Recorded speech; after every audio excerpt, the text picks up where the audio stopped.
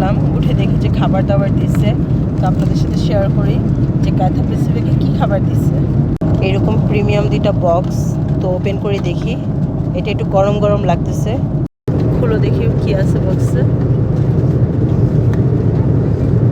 Wow, কি এটা? Turkey chicken roll. Chicken roll. এটাতে হচ্ছে পানি, কুকিজ, তারপর নাটস, ওয়াইপস, এই যে চকলেট টাইপের এগুলাই আর কি স্ন্যাক্স আইটেম। এটা ফ্রিজের মতো ঠান্ডা, কি এটা জানি না। সল্ট অ্যান্ড ভিনেগার, এটা মেবি একটা চিপসের মতো। বাইট দিয়ে দেখি কেমন এটা খেতে। উপরে থেকে দেখতে ভালো লাগছিল, বাট একদম বাকওয়াস। ভিতরে কি যে দিস আল্লাহই জানে। না কোনো সবজি, না চিজ, একটু মাশরুম দিছে আর সস, বাস। তাও মজা না, বাজে। জীবনের প্রথম এমন বিচ্ছিরি একটা খাবার খাইছি, বাট খেতে পারিনি, ফেলে দিতে হয়েছে আমার।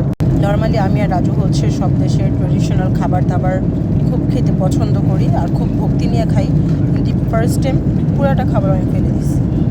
রুচিতে একদম আসতেছে না। এই প্যাকেটটা ওপেন করে দেখলাম অনেকগুলো ছোট ছোট চকলেট, 3-4টার মতো আছে, বাট এটা অনেক ঠান্ডা, মনে হচ্ছে ডিপ ফ্রিজে ছিল, এরকম ঠান্ডা। এটা হলো তো দেখি এটা কেমন।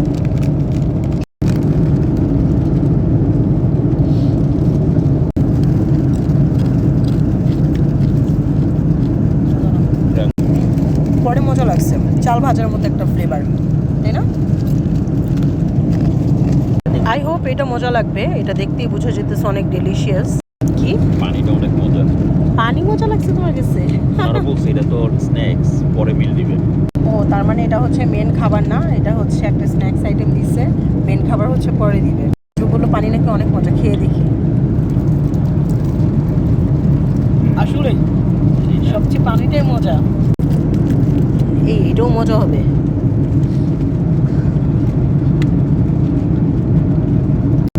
কেমন মজা আছে না? মজা।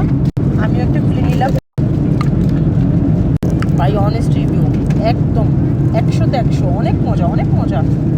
একদম কোকোনাটের গ্রান, আর কোকোনাট আমার একদম অনেক ভালো লাগে। খাওয়া দাওয়ার পর্ব শেষ করলাম, এখন একটু ঘুমাবো। তুমি ঘুমাবে না? মুভি দেখতেছো? আমার যাবে মুভি দেখতেছে, এনজয় করো। Welcome to Hong Kong. হংকংয়ে নামার পরে এই মেসেজটা আসলো, যেটা হচ্ছে প্লেনে থাকা অবস্থা, এবং প্লেন থেকে হচ্ছে ওয়েলকাম জানানোর আগে আমার কাছে মোবাইলে ডিভাইসে মেসেজটা চলে আসছে। দেখেন কোনো ধরনের নেট নাই, কিচ্ছু নাই, প্রযুক্তি কোথায় আগায় গেছে দেখেন।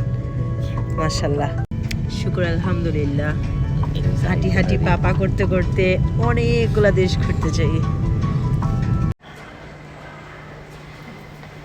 Welcome to Hong Kong. হংকং হচ্ছে এরকম একটা দেশ যেখানে হচ্ছে সবাই কোটিপতি, বাংলাদেশি কোটিপতি না, এইখানকার কোটিপতি। এটা খুব ধনী একটা দেশ আর খুব সুন্দর আর সাজানো একটা দেশ।